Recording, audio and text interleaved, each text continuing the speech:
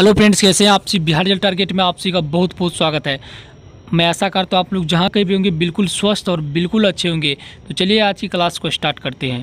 आज की क्लास में हम लोग अपने मैट्रिक्स बोर्ड्स परीक्षा में केमिस्ट्री चैप्टर 2 यानी अम्ल, क्षार एवं लवण, एसिड, बेसिस एंड साल्ट से जो भी ऑब्जेक्टिव प्रश्न पूछे जाते हैं और अम्ल, क्षार एवं लवण चैप्टर में जितना भी ऑब्जेक्टिव वीवीआई ऑब्जेक्टिव प्रश्न है उन पूरे चैप्टर से आज हम लोग 21 ऑब्जेक्टिव प्रश्न पढ़ेंगे। सोच लीजिए, अगर आप लोग अम्ल, क्षार एवं लवण चैप्टर में आज 21 ऑब्जेक्टिव प्रश्न पढ़ लेते हैं तो सोच लीजिए आपको अम्ल, क्षार एवं लवण चैप्टर से अपने बोर्ड्स एग्जाम में जो भी साइंस में ऑब्जेक्टिव प्रश्न पूछेगा, अगर अम्ल, क्षार एवं लवण चैप्टर से रहेगा तो आप एक भी प्रश्न छोड़ के नहीं आइएगा।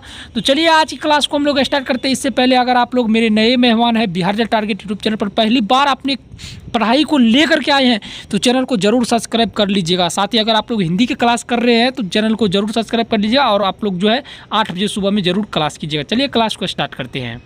यहाँ पे देखिए, ये 2017 में पूछे गए प्रश्न अपने अम्ल, क्षार एवं लवण से कह रहा है विद्युत अपघटन इलेक्ट्रॉन मुक्त होता है, ठीक ना। तो आप सभी को याद रखना, विद्युत अपघटन में जो इलेक्ट्रॉन मुक्त होता है आप सभी को याद रखना एनोड पर मुक्त होता है। ऑप्शन नंबर ए आपका राइट हो जाएगा। देखिए, सबसे पहले आप सबको बताना चाहूँगा कि अगर आप लोग जो है ना जिस प्रश्न का आंसर जानते हैं हमको मेरे आंसर बताने से पहले आप लोग जरूर कमेंट में कीजिएगा। कमेंट में करने से आपका जो है ना आपका याददाश्त बढ़ेगा। आप लोग याद कीजिएगा कि नहीं सर बता रहे थे बिहार जल टारगेट पर उस दिन विद्युत अपघटन में इलेक्ट्रॉन मुक्त होता है, हम आपको अभी एनोड पर बता रहे हैं। तो अब अगर आप लोग एनोड कॉमेंट कर दीजिएगा तो आपका जो है ना तैयारी और मजबूत हो जाएगा, ठीक ना। तो देखिए, विद्युत अपघटन में इलेक्ट्रॉन मुक्त होता है, कहाँ होता है? एनोड पर मुक्त होता है। ऑप्शन ये आपके राइट हो जाएगा, ठीक ना। आप लोग भी कमेंट जरूर कीजिए। देखिए, यहाँ पे आप एक प्रश्न और आते हैं आपके महत्वपूर्ण प्रश्न आपके बोर्ड एग्जाम की दृष्टि से। देखिए, यहाँ पे प्रश्न पूछे जाते हैं। यहाँ पे 2013 में ये प्रश्न पूछे गए हैं। कह रहा है कठोर जल को, देखिए कठोर जल को मृदु बनाने के लिए, देखिए यहाँ पे हम आंसर को ढक देते हैं। यहाँ पे आंसर को यहाँ पे दे करके हम लोग ढक देते हैं यहाँ पे, ठीक ना। आंसर को यहाँ पे हम ढक देते हैं, ठीक। अब अच्छा रहेगा। देखिए, कठोर जल को मृदु बनाने के लिए सोडियम के किस यौगिक का उपयोग किया था? 2013 में पूछे गए प्रश्न है, ठीक ना। अगर आप लोग जानते तो यहाँ आप सभी के सामने 4 ऑप्शन है, NaCl, sodium chloride, sodium carbonate और देखिए सोडियम हाइड्रोक्साइड और सोडियम हाइड्रोकार्बोनेट, ठीक ना। तो आप सभी के सामने जो इसका सही आंसर होगा आप लोग जरूर कमेंट में बताइए। जो स्टूडेंट जानते हैं, इनसे आपका तैयारी और स्ट्रॉन्ग हो जाएगा। देखिए इस कठोर जल को मृदु जल बनाने के लिए सबसे पहले आपको याद रखना सोडियम कार्बोनेट का उपयोग किया जाता है। यहाँ पे ऑप्शन नंबर आपका बी राइट हो जाएगा। और आपको याद रखना इस कठोर जल को मृदु जल बनाने के लिए सोडियम क्लोराइड किस यौगिक का उपयोग किया जाता है? तो आपको याद रखना सोडियम कार्बोनेट का, ठीक ना। इसी तरह आपका ऑप्शन नंबर यहाँ पे बी राइट हो गया, ठीक ना। देखिए, अब हम लोग बढ़ते हैं नेक्स्ट प्रश्न की ओर। नेक्स्ट प्रश्न आता है आपका 3 नंबर में, देख सकते हैं आप लोग 3 नंबर का प्रश्न है। यहाँ पे 3 नंबर में सबसे पहले आप लोग देखिए पूछ रहा है कि देखिए निम्नलिखित में कौन सा विलयन क्षारक का मान देता है, ठीक ना। देखिए क्षारक, सबसे पहले आप लोग समझ लीजिए क्षारक। सबसे पहले आपको आपके सामने में एक लाइनिंग देते हैं, ठीक ना। आपको याद रखना है, देखिए 0 से लेकर के 6 तक आपका अम्ल होगा, ठीक ना। और ये 7 जो है ये आपका जो है ना अम्ल नहीं, ये आपका जो 7 ये समांतर होगा, सामान्य होगा, ठीक ना। 7 जो है ये जो है ना आपका उदासीन होता है। और देखिए जैसे ही 8 आएगा, 9 आएगा, 10 आएगा, 11 आएगा, 12 आएगा, 13 आएगा, सब आपका क्षारक विलयन का मान देगा। तो देखिए यहाँ पे 7 भी है, 7 क्या हो जाएगा? यहाँ पे 7 उदासीन हो जाएगा और 13 क्या है? ये क्षारक विलयन का मान देता है। यहाँ पे ऑप्शन नंबर डी आपका राइट हो जाएगा, ठीक ना। तो चलिए आप लोग अब हम लोग बढ़ते हैं एक महत्वपूर्ण प्रश्न को। और महत्वपूर्ण प्रश्न ये है, यहाँ पे 2014 में पूछे गए प्रश्न है। प्रश्न यहाँ पे बोल रहे हैं कि निम्नलिखित में कौन सही है? देखिए सोडियम कार्बोनेट इंटू 5H2O, देखिए Na2CO3 into 10H2, Na2CO3 into 7H2, Na2CO3 into 2H2। देखिए यहाँ पे आता है Na2 इंटू 10H2O, ये भी आपका क्या है? गलत है, ठीक ना। अब देखिए Na2CO3 इंटू 10H2 किसका सूत्र है? ये जिसका आप लोग अगर इसका सही आंसर बता दो जो स्टूडेंट उसको जो टेलीग्राम पे फ्री में PDF दिया जाएगा, ठीक ना। इसका अगर जो नाम बता दोगे कमेंट में, ठीक ना। तो चलिए इसका ऑप्शन नंबर आपका बी राइट हो जाएगा। ये प्रश्न का आंसर आप लोग कमेंट बताइए, इनका नाम क्या है? सोडियम हाइड्रोकार्बोनेट इंटू 10H2O का इसका नाम सही नाम क्या है, ठीक ना। तो यहाँ पे ऑप्शन नंबर 20 यहाँ पे सही है, ऑप्शन नंबर बी। ये 14 में पूछे गए प्रश्न है।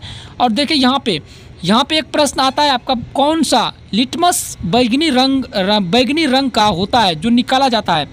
लिटमस किससे निकाला जाता है जो बैगनी रंग का होता है? तो आपको क्या लाइकेन से निकाला जाता है। ऑप्शन नंबर ये आपका राइट हो जाएगा आपका यहाँ पे। अगर आप लोग अभी तक सब्सक्राइब नहीं किए तो जल्दी सब्सक्राइब कर लीजिए। इसी तरह के आप लोग चैप्टर बाय चैप्टर तैयार करने। देखिए बुझा हुआ, देखिए शुष्क बुझा हुआ चूना पर क्लोरीन गैस की क्रिया कौन सा पदार्थ बनता है, ठीक ना। तो शुष्क बुझा हुआ चूना पे जो है ना चूना, शुष्क बुझा हुआ चूना का सूत्र क्या होता है, आप सभी को याद रखना है। शुष्क बुझा हुआ चूना CaCO3 कैल्शियम कार्बोनेट पर जब हम लोग जो है ना गैस की क्रिया करते, chlorine gas CaCl2 chlorine gas की क्रिया करते हैं तो ये जो है ना विरंजक चूर्ण में बदल जाता है। ऑप्शन नंबर बी यहाँ पे राइट हो जाएगा, ये आपको याद रखना है, ठीक ना। शुष्क बुझा हुआ चूना पर क्लोरीन की क्रिया से कौन सा पदार्थ बनता है, तो आपको याद रखना विरंजक चूर्ण। ये भी आप लोग कमेंट में कीजिए, ठीक ना। हम आपसे पूछ रहे शुष्क बुझा हुआ चूना पर क्लोरीन गैस की क्रिया से कौन सा पदार्थ बनता है, आप लोग कमेंट बताइए। चलिए यहाँ पे ऑप्शन नंबर बी आपका राइट हो जाएगा, यानी विरंजक चूर्ण, ठीक ना। देखिए अब आता है आपका महत्वपूर्ण प्रश्न। महत्वपूर्ण प्रश्न ये है, देखिए चूना, पत्थर, खड़िया एवं संगमरमर किसका विविध रूप है, ठीक ना। चूना, पत्थर एवं संगमरमर, देखिए चूना, पत्थर, खड़िया एवं संगमरमर किसका विविध रूप है, तो आपको याद रखना है CaCO3 कैल्शियम कार्बोनेट का यही रूप है। चूना, पत्थर और खड़िया, शुष्क बुझा हुआ चूना, ये सभी जो है ना ये आपका जो है ना संगमरमर का दूसरा नाम है, ठीक ना। चलिए अब हम लोग बढ़ते हैं नेक्स्ट प्रश्न को। ये भी प्रश्न तो आप लोग कमेंट जरूर कर दीजिए। देखिए नेक्स्ट प्रश्न ये है, सोडियम हाइड्रोक्साइड का pH मान कितना होता है, काफ़ी महत्वपूर्ण प्रश्न है। सोडियम हाइड्रोक्साइड का pH मान कितना होता है, काफ़ी महत्वपूर्ण प्रश्न है। आप जी को याद रखना सोडियम हाइड्रोक्साइड, यहाँ पे देखिए सोडियम हाइड्रोक्साइड, तो आपको याद रखना सोडियम हाइड्रोक्साइड का pH मान फ्रेंड्स 14 होता है। सोडियम हाइड्रोक्साइड का pH मान 14 होता है। चलिए अब हम लोग बढ़ते हैं नेक्स्ट प्रश्न को। देखिए आपको याद रखना यहाँ पे कौन विजातीय यौगिक है, कौन विजातीय यौगिक है, तो आपको याद रखना विजातीय यौगिक खड़िया जो है ना, ये खड़िया प्लास्टर ऑफ पेरिस, ठीक ना, जिसको हम लोग जो है ना चूना पत्थर बोलते हैं आम भाषा में, ठीक ना। तो ये आपका हो जाएगा विजातीय यौगिक, ठीक ना, प्लास्टर ऑफ पेरिस, ठीक ना, प्लास्टर ऑफ पेरिस जिसको जिप्सम बोलते हैं, ठीक ना। तो ये आपका चूना पत्थर हो गया, ये विजातीय यौगिक है, ठीक ना। ये खड़िया भी एक विजातीय यौगिक है। देखिए नीला थोथा एवं तुतिया का सूत्र, नीला थोथा एवं तुतिया का सूत्र आप लोग अगर जानते हैं तो कमेंट में जरूर बताइए। नीला थोथा एवं तुतिया का सूत्र, तो नीला थोथा एवं तुतिया का सूत्र होता है CaCu कैल्शियम का calcium sulphate into 7H2। Option number D यहाँ पे आपका जो ना सॉरी यहाँ पे आपका ऑप्शन नंबर ना बी यहाँ पे राइट हो जाएगा। ये देखिए कैल्शियम सल्फेट एवं 5H2 नीला थोथा का सूत्र होता है, ठीक ना। देखिए आप देखिए सिरका में कौन सा अम्ल पाया जाता है, सिरका में कौन सा अम्ल पाया जाता है, तो आपको एक सिरका में एसिटिक अम्ल पाया जाता है। ऑप्शन नंबर डी यहाँ पे राइट हो जाएगा, आंसर भी दिया हुआ आपसे भी सामने। देखिए इनमें कौन सा अम्ल विद्वान में देखिए विद्यमान है, ठीक ना, विद्यमान है। इमली में कौन सा अम्ल विद्यमान है, तो आपको एक इमली में जो है ना टार्टरिक अम्ल विद्यमान है। ऑप्शन नंबर ए यहाँ पे राइट हो जाएगा। जितने भी प्रश्न आपसे बता रहे सभी प्रश्नों को आप लोग याद कर लीजिए, ठीक ना। देखिए विलियन बैंगनी रंग का रंजक होता है, ठीक ना, विलियन, ठीक ना, विलियन बैंगनी रंग का रंजक होता है जो निकाला जाता है, ठीक ना। तो देखिए अब लिटमस से होता है, लिटमस विलियन बैंगनी रंग का रंग निकालता है, तो आपको रखना लाइकन से निकाला जाता है। देखिए एक महत्वपूर्ण प्रश्न और है आप सभी के सामने। देखिए बेकिंग सोडा का रासायनिक सूत्र क्या होता है, तो आपका रखना बेकिंग सोडा CaNaCO3 होता है। ऑप्शन नंबर ए पे यहाँ पे राइट हो जाएगा, आंसर भी आप सभी के सामने दिया हुआ है। बेकिंग सोडा का रासायनिक सूत्र CaNaCO3 होता है। देखिए नींबू रस का pH मान, काफ़ी महत्वपूर्ण प्रश्न आप सभी के लिए। नींबू रस का pH मान आपको याद करना, नींबू रस का pH मान 2.2 होता है। ऑप्शन नंबर बी यहाँ पे राइट हो जाएगा। देखिए मधुमक्खी के डंक मारने पर किस पदार्थ का उपचार करना चाहिए, तो आप बेकिंग सोडा से उपचार करना चाहिए। ऑप्शन नंबर ए यहाँ पे राइट हो जाएगा। देखिए अब आता है आपका महत्वपूर्ण, नेटल के डंक में कौन सा अम्ल पाया जाता है, नेटल के डंक में मेथोनिक अम्ल पाया जाता है। ऑप्शन नंबर डी यहाँ पे राइट हो जाएगा। ये भी प्रश्न आपके बोर्ड की दृष्टि से काफ़ी महत्वपूर्ण है। देखिए कह रहा है देखिए जिप्सम लवण की क्रिस्टलन का रासायनिक सूत्र निम्नलिखित में कौन है, काफ़ी महत्वपूर्ण प्रश्न है। यहाँ पे ऑप्शन नंबर बी तो राइट हो जाएगा, मगर इन प्रश्नों को आप लोग याद कर लीजिएगा।